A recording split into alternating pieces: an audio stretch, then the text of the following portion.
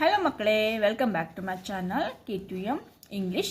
ಇವತ್ತಿನ ವಿಡಿಯೋದಲ್ಲಿ ನಾವು 4ನೇ ತರಗತಿಯ ಕನ್ನಡ ಪುಸ್ತಕವಾದ ಸವಿಕನ್ನಡ, ಈ ಪುಸ್ತಕದಲ್ಲಿನ ದೊಡ್ಡವರು ಯಾರು ಈ ಪಾಠವನ್ನು ಇವತ್ತು ನಾವು ವಿಸ್ತಾರವಾಗಿ ನೋಡೋಣ. ಪಾಠ 6, ದೊಡ್ಡವರು ಯಾರು. ಸಮಿತಿ ರಚನೆ.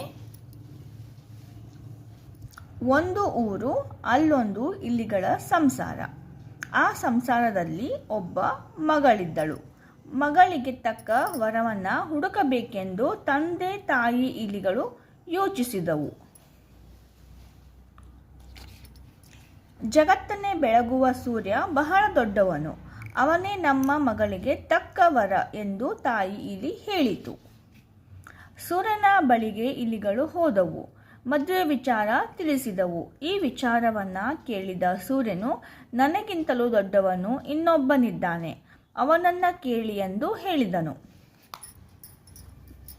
ಹಾಗಾದರೆ ಅವನು ಯಾರು ಎಂದು ತಂದೆ ಇಲಿ ಕೇಳಿತು.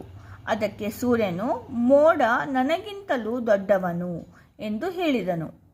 ಎಲ್ಲರೂ ಸೇರಿ ಮೋಡದ ಬಳಿಗೆ ಹೋದವು.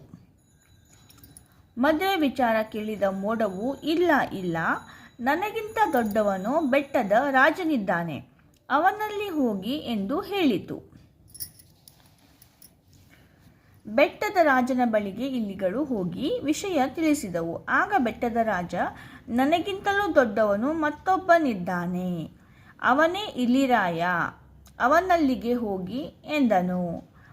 ನಮ್ಮಲ್ಲೇ ವರವನ್ನು ಇಟ್ಟುಕೊಂಡು ಸುಮ್ಮನೆ ಪರದಾಡಿದೆವು ಎಂದು ತಂದೆ ಇಲಿ ಹೇಳಿತು.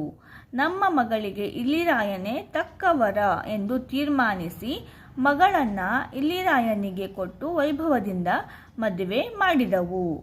ಅಂಗೈಯಲ್ಲಿ ಬೆಣ್ಣೆ ಇಟ್ಟುಕೊಂಡು ತುಪ್ಪಕ್ಕಾಗಿ ಊರು ಅಲೆದಂತೆ. ಇದು ಈ ಪಾಠದ ನೀತಿ. ಓಕೆ.